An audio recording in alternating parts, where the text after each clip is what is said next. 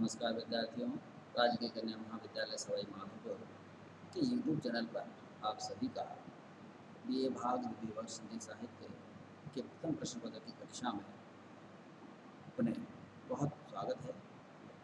हम इस कक्षा में कृतिकालीन काव्य के अंतर्गत संकलित कवि उनके छंद रचनाएँ पढ़ रही हैं। तो हम यहाँ कवि भूषण के जो आपके पाठ्यक्रम में छंद संकलित किए गए हैं उन्हें हम पढ़ रहे हैं। आज की कक्षा में हम कवि भूषण के जो छंद हैं पाठ्यक्रम में उनमें से छंद संख्या 12 है हम देखेंगे। देखिए, छंद का पहले पाठ करते हैं, इसके बाद उसका भाव व्याख्या हम समझेंगे और उसका जो काव्य सौंदर्य विशिष्ट है वो भी हम देखेंगे। पहला जो छंद संख्या 12 देखिए पहले। तखत तखत पर तपत प्रताप बोली, नृपति नृपति पर सुनी है आवाज की। दंड सातो दीप नभ खंडन अदंड पर, नगर नगर पर चावनी समाज की। ओदद पर दावनी खोमान झुकी, थल थल ऊपर सुवानी का विराज की। नग नग ऊपर निशान झार जगमगे, पग पग ऊपर दुहाई से विराज की। कवि छंद की रचना है और इस छंद में कवि भूषण ने महाराज शिवाजी के जो की वीरता, उनके प्रताप का देशव्यापी और विश्वव्यापी जो प्रभाव है उसका एक आश्रयदाता कवि के तौर पर यहाँ पर चित्रण किया गया है। पहले इसमें कोई जो शब्द हैं वो आप देखें। तखत तखत, तखत का मतलब तख्त, तख्त का मतलब सम्राट की जो कुर्सी है, ताज, उसके लिए आया है, सिंहासन के लिए। तपत, तपत का मतलब तपना या आतंकित होना। और इसमें नृपति का मतलब, नृपति आप जानते हो राजा राजा, तो नृपति 2 बार आया है। आवाज़ की, आवाज़ का मतलब उनकी धाक या प्रताप या प्रभाव का के लिए आया है। अदंड, अदंड का मतलब बिना दंड का, जैसे दंड नहीं मिला हो। सातों दीप जो है, सातों दीप और 9 खंड, ऐसा कहा जाता है कि इस ब्रह्मांड में इस तरह की जो ये पृथ्वी है इसकी संरचना है। तो उन सभी जगह पर इसका महाराज शिवाजी के जो प्रताप है उसके चित्रण के लिए उदधि, उदधि सागर के लिए कहा गया है। दावनी, दाव में आना या उनके अधिकार क्षेत्र में आना। खुमानजू, खुमान शिवाजी के लिए कहा गया है। और नग नग, नग यानी पर्वत, पर्वत, नग नग। झारी जगमगे, जगमगे लहरा देना। अब देखिए इसमें जो पहली पंक्ति है, जैसे मैंने बताया इस छंद में शिवाजी की शौर्य और प्रताप का जो चित्रण है। और उसमें क्या, तखत तखत पर तपत प्रताप, तखत तखत पर तपत प्रताप होने, नृपति नृपति पर सुनी है आवाज की। महाराज शिवाजी का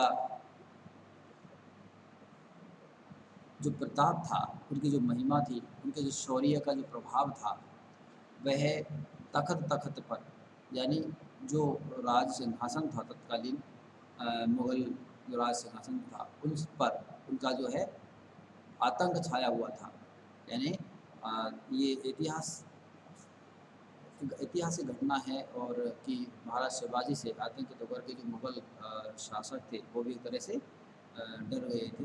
पहले छंद में मैंने उसका चित्रण पढ़ा था, औरंगजेब किस तरह से मुख काला पड़ गया था और सिपाहियों का पीला।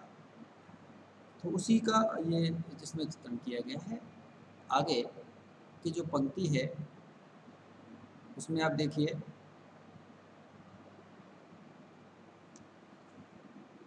नृपति नृपति पर सुनी है आवाज़ की। नृपति नृपति राज सिंहासन और उसके अलावा जो जितने भी अन्य राजा नरेश थे, उन सभी राजाओं पर, महाराजाओं पर शिवाजी के जो शौर्य का जो प्रभाव है वो उन पर जो आवाज़ की के मतलब धाक जमी हुई थी।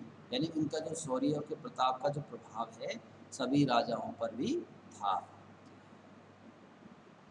और इसके अलावा दंड सातों दीप, नभ खंडन अदंड पर, नगर नगर पर छावनी समाज।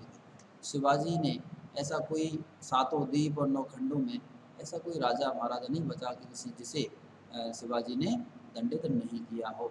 और उनकी सेना का जो प्रभाव है, अर्थात उनकी जो सेना है, वो सभी जगह विद्यमान थी।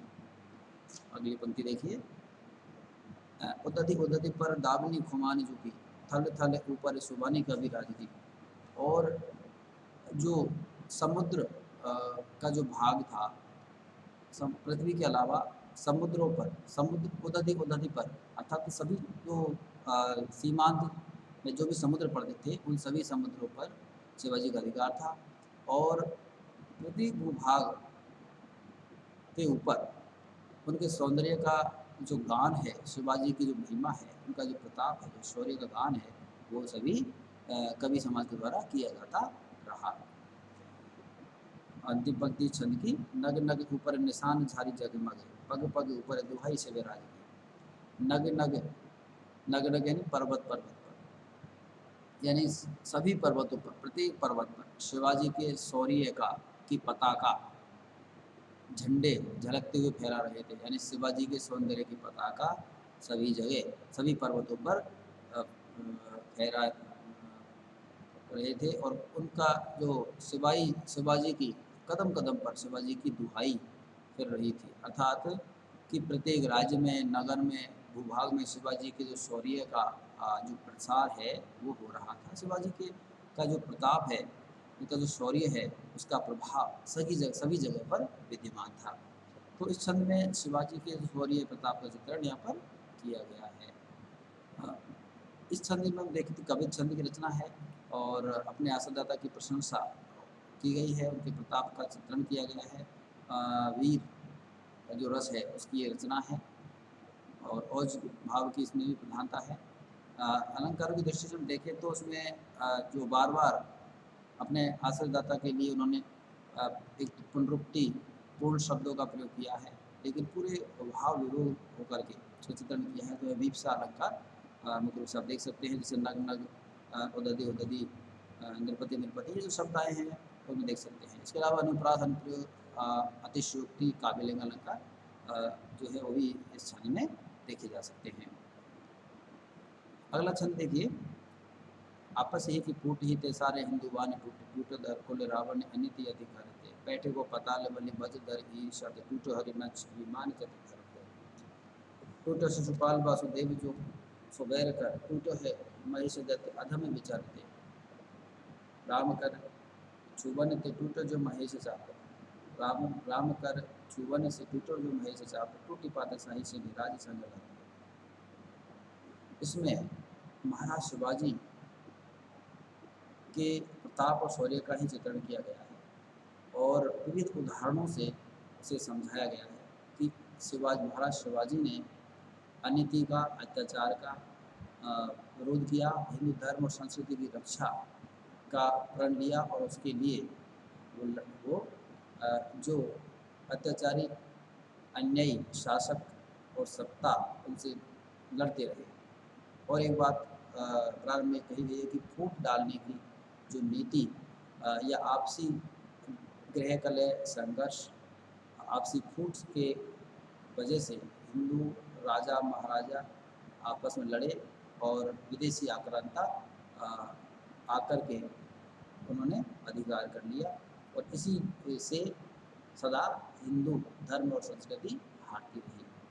तो उस ऐतिहासिक तथ्य का, सत्य का चित्रण किया गया है कि बाद में मुगलों के बाद में अंग्रेज़ों ने तो इसको नियम ही बना लिया था, फूट डालो और राज करो की नीति, जिसकी वजह से ब्रिटिश सरकार ने, अंग्रेज़ों ने लंबे समय तक शासन, मुगलों के बाद सन 47 तक शासन मध्य देश पर किया था। तो उसी जो एक सामान्य सत्य है, गृह कलह, आपसी फूट, वैमनस्य, ईर्षा, द्वेष, जो प्रांतीय और देशी जो राजा महाराजा उनके मध्य होने को, आपसी सामंजस्य नहीं होने को बताया है।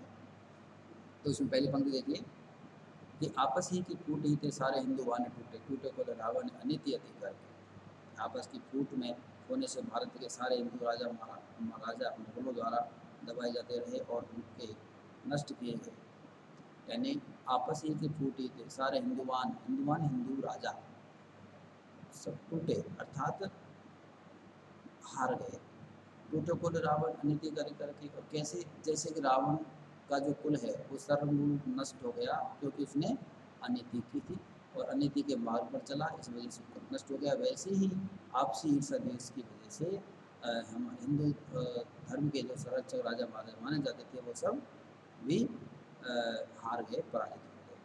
बैठे वो पाताल बलि बजधर ईर्षा थे, जो बलि है महाबली वो भी देवराज इंद्र से ईर्षा की उन्होंने, और इस वजह से वो भी पाताल चला गया।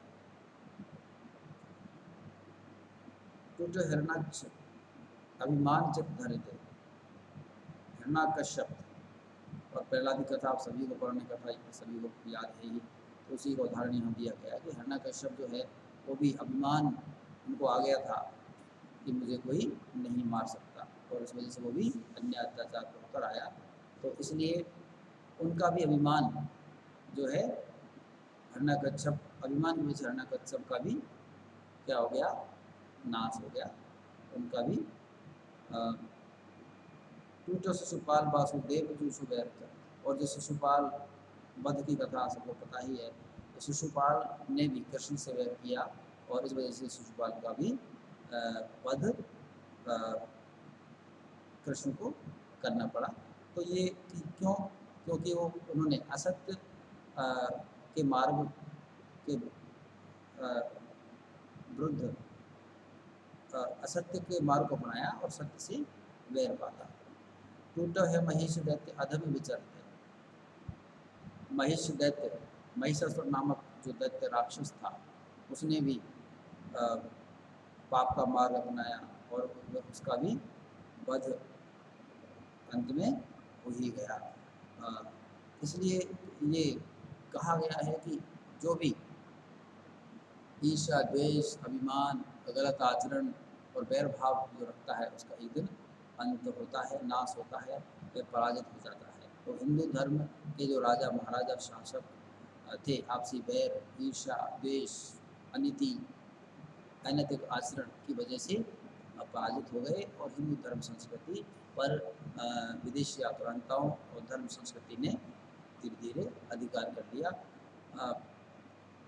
राम रावण राम कर छुवन जुटो जो महेश सा टूटी पातशाही से वे राज संग लगते। जैसे राम के हाथों को छूते ही शिव जी का धनुष टूट गया, वैसे ही शिवराज जी महाराज शिवाजी के साथ युद्ध में लड़ते ही मुगल बादशाह भी क्या हो गई, टूटी पातशाही मुगल बादशाह भी पराजित हो गई, आतंकित हो गई, मुगल बादशाह भी समाप्त हो गई। ये शिवाजी के प्रताप की वजह से हुआ, अर्थात शिवाजी के प्रताप और शौर्य का चित्रण किया गया है और अनीति अत्याचार ईर्ष्या द्वेष में लिप्त होने वाले हिंदू जो राजा महाराजा हैं उनका यहाँ पर यथार्थ चित्रण किया गया है।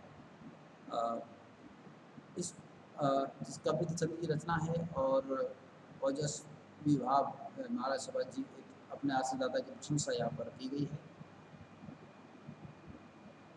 फूल डालो राज करो नीति जो थी उसका यहाँ पर काव्यात्मक चित्रण किया गया है। इसके अलावा ये जो अनुप्रास तुमरुक्ति प्रकाश और उपमा दृष्टांत इन अलंकारों का प्रयोग भी आप इसमें देख सकते हैं। इसमें जो ब्रज भाषा की रचना है और ब्रज भाषा का औज गुण युक्त जो रूप है वो आप देखा जा सकता है। पद्मेत्री नाथ सौंदर्य गेयता ये सभी विशेषताएं भाषागत विशेषताएं इसमें आप देख सकते हैं। और यहाँ तो लक्ष्मण शब्द शक्ति का भी जो पद लालित्य सौंदर्य है वो आप देख सकते हैं। इस तरह से आज की कक्षा में हम ये दो छंद पढ़ेंगे। अगले जो छंद हैं हम अगली जो कक्षा होगी उसमें पढ़ेंगे। तब तक के लिए आप चैनल पर ही हमारे वीडियो देखते रहिए।